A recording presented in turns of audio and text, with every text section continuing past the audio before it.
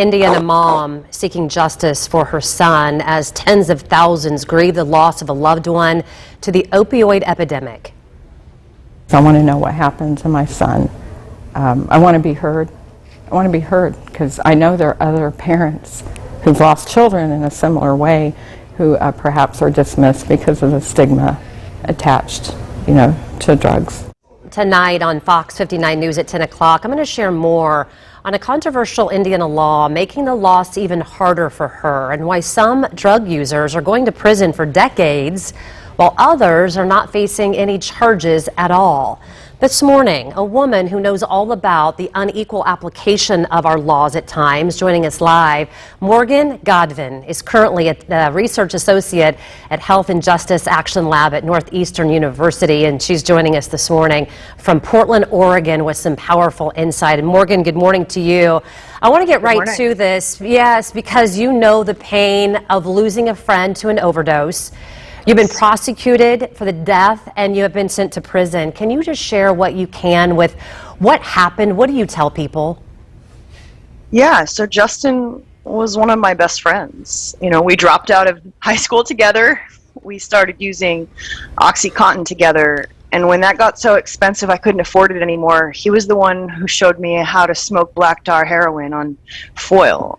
And we were just in our addiction together for years and years. And then I had always been employed, working pizza delivery, but then I went to jail too many times and I got fired. So I'm back and I was living with my mom.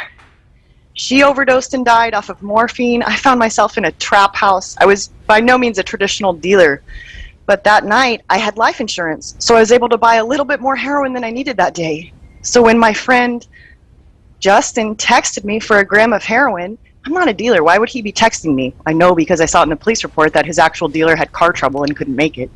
And so I sold my friend a gram, and he came, and I had his wallet that he left at my house. I tried to give it back to him. He's like, no, I'll take it next time. And he took the gram and he left my apartment and he went home and he overdosed and he died alone.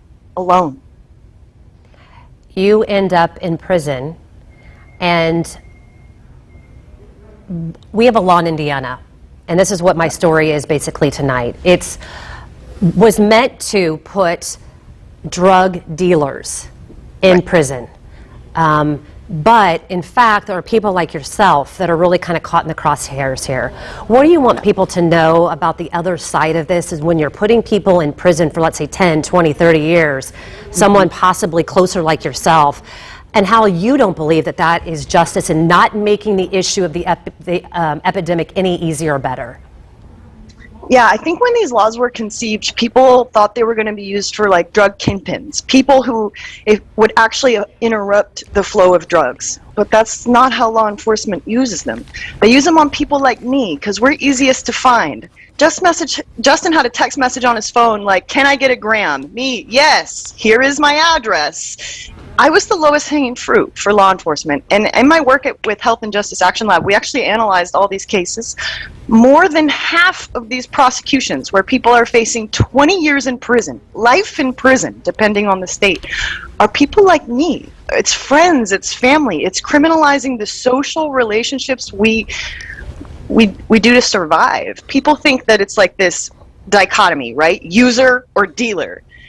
And on the lowest rungs of drug use, which is the vast majority of people, there's no such dichotomy. We're all just sort of like trading and middlemaning and just getting by, just surviving for the day. So these laws mostly criminalize people like me.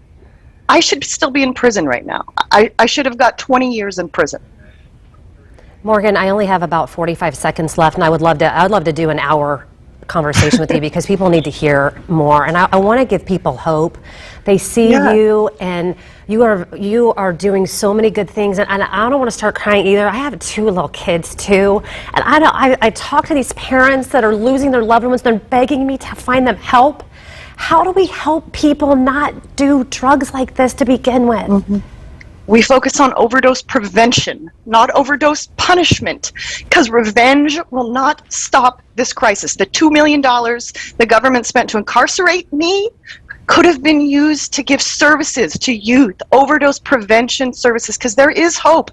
Overdose is completely preventable, 100% reversible with Narcan. Morgan Godvin is her name. She's a very important voice. We're going to have you back because you've started nonprofits. You're going to speak tomorrow someplace. You're trying to really start a revolution and get teenagers and kids to never pick up a drug to begin with. So thank you for getting up so early this morning. We will have you back and talk more.